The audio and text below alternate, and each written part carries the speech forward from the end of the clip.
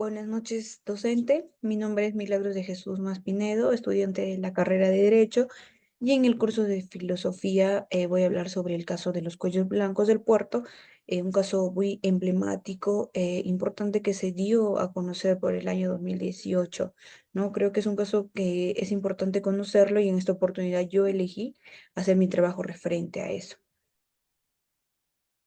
Eh, Como una pequeña breve reseña de la organización, bueno, los cuellos blancos era una evidencia muy clara de lo que era la corrupción, ¿no? Que corrompe las entrañas del sistema judicial en Perú. Este escándalo no solo desnudó las debilidades estructurales de un sistema que se decía imbatible, sino que evidenció la interconexión entre la justicia y los intereses personales de los poderosos. Como una pequeña descripción del caso, el caso en sí, voy a hablar sobre, ¿no? Los cuellos blancos involucraba una presunta organización criminal que operaba dentro del sistema judicial peruano, involucrando jueces, fiscales y exconsejeros, y entre otros, ¿no? La organización habría utilizado su poder para cometer actos de corrupción, como tráfico, de influencias y otros delitos que son relacionados al tráfico.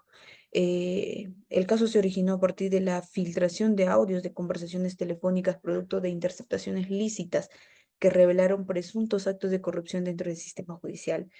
Estas conversaciones involucraban a figuras claves como el expresidente de la Corte Superior de Justicia del Callao, Walter Benigno Ríos Montalvo, y el ex magistrado de la Corte Suprema, César Inostroza, ¿no? Entre otros, evidenciaron una presunta red de favores y corrupción. Los principales delitos investigados en el caso incluyen lo que son tráficos de influencia, organización criminal, cohecho activo y pasivo, además de los jueces y fiscales involucrados. El caso también ha revelado la participación de empresarios y otros individuos, quienes presuntamente habrían utilizado su posición para obtener favores judiciales. La investigación del caso generó una crisis institucional en el Ministerio Público y en el Poder Judicial.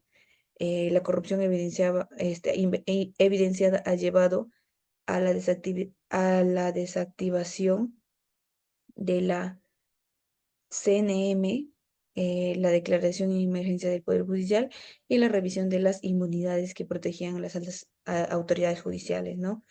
Podemos ver que fue un caso bastante conocido, bastante mediático, por la misma situación que eran prácticamente los que hacían justicia, los que debían a cumplir con las normas establecidas dentro de nuestro territorio peruano. Sin embargo, lo que hicieron fue utilizar las normas, el derecho a su favor con la finalidad de poder tener o realizar favores personales, ¿no? Y a ellos mismos tener algo a cambio. Entonces, se logró evidenciar en este caso la corrupción, ¿no? En su máximo esplendor, de cómo las personas van pidiendo justicia y muchas veces los que tienen dinero, los que tienen influencias, pueden salir impunes tan fácilmente de cualquier delito que otra persona que no lo tiene, pues no sería igual el caso. Continuando, vamos a hablar sobre los aportes filosóficos jurídicos en el análisis de la corrupción. Entramos en lo que es el positivismo excluyente de Kelsen. Kelsen también nos habla respecto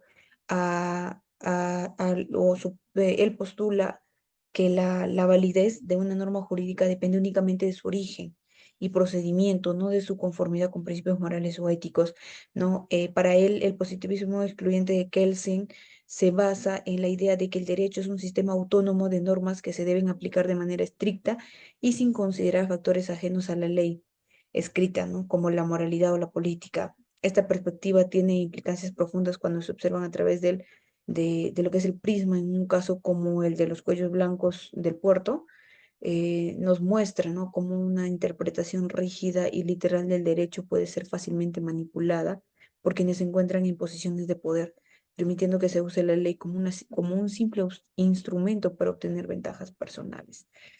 Después continuamos con lo que es el positivismo incluyente o metodológico de Hart. Para Hart, el positivismo incluyente es un enfoque que reconoce la importancia de las normas dentro de un sistema jurídico, pero a diferencia del positivismo excluyente de Kelsen, Hart entiende que el derecho no puede ser solo un conjunto rígido de normas que se aplican sin consideración de la realidad social y de las circunstancias. Para Hart, el derecho también está compuesto por reglas secundarias, es decir, son reglas que permiten identificar, modificar y aplicar las normas primarias, creando un sistema flexible, ¿no? Que toma en cuenta las necesidades y circunstancias cambiantes de la sociedad. En ese sentido, el positivismo incluyente propone un marco más amplio y realista para entender cómo funciona el derecho en la práctica, ya que cuando hablamos permite la adaptación y la interpretación según los contextos, lo que es particularmente relevante cuando se observan situaciones de gran corrupción, como el caso de los cuellos blancos del puerto.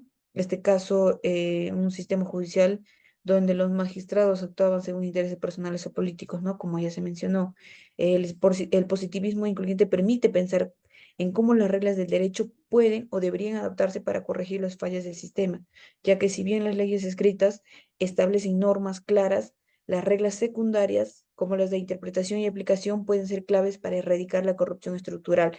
El sistema judicial del Perú, como se evidenció en el caso, estuvo fallando en este aspecto, pues la aplicación estricta de la ley por parte de los jueces involucrados no se vio acompañada de un análisis contextual o moral sobre las implicaciones de sus decisiones, lo que llevó a un uso del derecho que favorecía a unos pocos a costa de la justicia para la mayoría. Continuando, tenemos también lo que es el positivismo crítico de Ferrajoli, Ferrajoli. En este caso, para cuando hablamos del el positivismo crítico de Luis Ferrajoli, es una corriente de pensamiento jurídico que, sin negar la importancia del derecho positivo, busca identificar y criticar las limitaciones y contradicciones que pueden existir dentro de este sistema, especialmente en lo que respecta a la protección de los derechos fundamentales.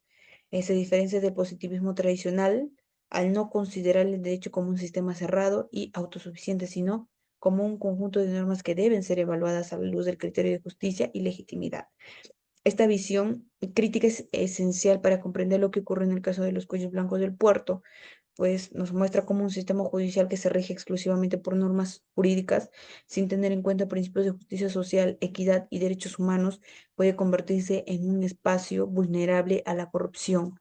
El positivismo de Ferrajoli cuestiona la idea de un derecho puramente formal y autónomo, como lo planteaba Kelsen, y reconoce que el derecho debe estar orientado a la protección de los derechos fundamentales de los individuos, lo que en el caso de Perú, de los cuellos blancos, no sucedió, ya que la justicia fue utilizada como una herramienta al servicio de intereses particulares, favoreciendo a los poderosos y dejando desprotegidos a los ciudadanos. También tenemos lo que es el realismo jurídico de Ross. Para Ross, el derecho no es solo un conjunto de normas abstractas, sino que se construye dentro de un contexto que debe ser tenido en cuenta por los jueces al momento de tomar decisiones. Esta visión se conecta de manera directa con el caso de los cuellos blancos del puerto, ¿no? Donde el sistema judicial peruano, lejos de operar en un marco de imparcialidad, permitió que las normas fueran interceptadas y aplicadas de manera que favorecían a los involucrados en una red de corrupción que operaba desde las altas esferas judiciales, según el realismo jurídico. Las decisiones no solo dependen de las normas escritas, sino también de factores sociales, políticos y de los intereses de los actores involucrados, algo que quedó más que claro con los audios filtrados en 2018, que revelaron cómo jueces y magistrados, como César Inostroza y Walter Ríos, utilizaban sus posiciones para negociar fallos judiciales y colocar a personas en cargo clave a cambio de favores y sobornos.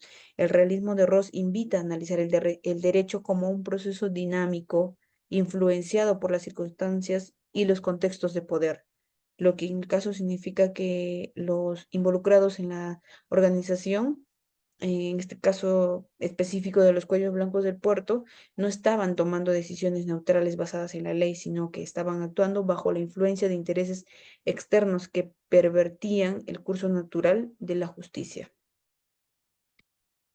Tenemos, para terminar, las conclusiones de todo lo que hemos podido conversar, podido exponer.